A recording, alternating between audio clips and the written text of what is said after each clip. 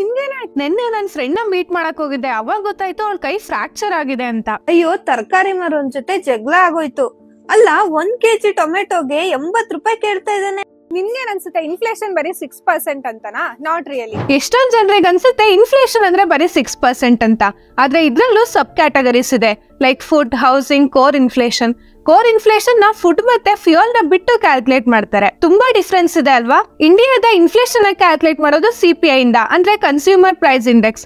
ಇದು ಒಂದು weighted average household goods ಮತ್ತೆ ಸರ್ವಿಸಸ್ ಕನ್ಸಂಪ್ಷನ್ ನ ಟ್ರ್ಯಾಕ್ ಮಾಡುತ್ತೆ. ಅಕ್ಟೋಬರ್ 2024 ಅಲ್ಲಿ CPI base retail inflation 6.2% reach ಆಗಿತ್ತು. ಅವಾಗ ಎಲ್ಲದಕ್ಕಿಂತ ಜಾಸ್ತಿ ವೇಟೇಜ್ ಇದ್ದಿದ್ದು ಫುಡ್ ಮತ್ತೆ ಬೇವರೇಜಸ್ 45.9% ಇತ್ತು. ಇದಕ್ಕೆ ರೀಸನ್ ಅಂದ್ರೆ ಅವಾಗ ವೆಜಿಟೇಬಲ್ ಪ್ರೈಸಸ್ 42% ಸ್ಕೈ ರಾಕೆಟ್ ಆಗಿತ್ತು. ಉಳಿದಿದ್ದ ಕ್ಯಾಟಗರಿಯ ಇಯರ್ ಆನ್ ಇಯರ್ ಇನ್ಫ್ಲೇಷನ್ ನೀವು ಸ್ಕ್ರೀನ್ ಮೇಲೆ ನೋಡಬಹುದು. ಇದೆಲ್ಲ ಹೆಡ್ಲೈನ್ ಇನ್ಫ್ಲೇಷನ್ ಗೆ ಕಾಂಟ್ರಿಬ್ಯೂಟ್ ಮಾಡಿದ್ರು ಪ್ರತಿ ಸಬ್ ಕ್ಯಾಟಗರಿನೂ ಬೇರೆ ಬೇರೆ ರೀತಿನ ಇಂಪ್ಯಾಕ್ಟ್ ಮಾಡುತ್ತೆ. ಇದು ರೀಸನ್ ವೈಸ್ ಕೂಡ ವೇರಿ ಆಗುತ್ತೆ, ಅಲ್ಲಿನ ಟ್ರಾನ್ಸ್ಪೋರ್ಟೇಷನ್ ಮತ್ತೆ ಇನ್ಫ್ರಾಸ್ಟ್ರಕ್ಚರ್ ಬೇಸಿಸ್ ಮೇಲೆ. ಸೊ ಓವರ್ ಆಲ್ ಪಾಯಿಂಟ್ ಅಂದ್ರೆ 6% ಆವರೇಜ್ ಎಲ್ಲಾ ಕಡೆನೂ ರಿಲೆವೆಂಟ್ ಇರಲ್ಲ. ಒಂದೊಂದು ಸಬ್ ಕ್ಯಾಟಗರಿಯ ಇನ್ಫ್ಲೇಷನ್ ಇನ್ನ ಜಾಸ್ತಿನೂ ಇರ್ಬೋದು. ಈಗ ಆಸ್ ಅನ್ ಇನ್ವೆಸ್ಟರ್ ಇನ್ಫ್ಲೇಷನ್ ನ ಹೇಗ್ ಮ್ಯಾನೇಜ್ ಮಾಡೋದು? ಮೊದಲನೇದು ಗೋಲ್ಡ್ ಮತ್ತೆ ಕಾಮೋಡಿಟೀಸ್ ರೀತಿ ಅಸೆಟ್ಸ್ ನ ಕನ್ಸಿಡರ್ ಮಾಡಬಹುದು. ಇದು ಇನ್ಫ್ಲೇಷನ್ ಅಲ್ಲೂ ಅದರ ವ್ಯಾಲ್ಯೂನ ಹೋಲ್ಡ್ ಮಾಡುತ್ತೆ.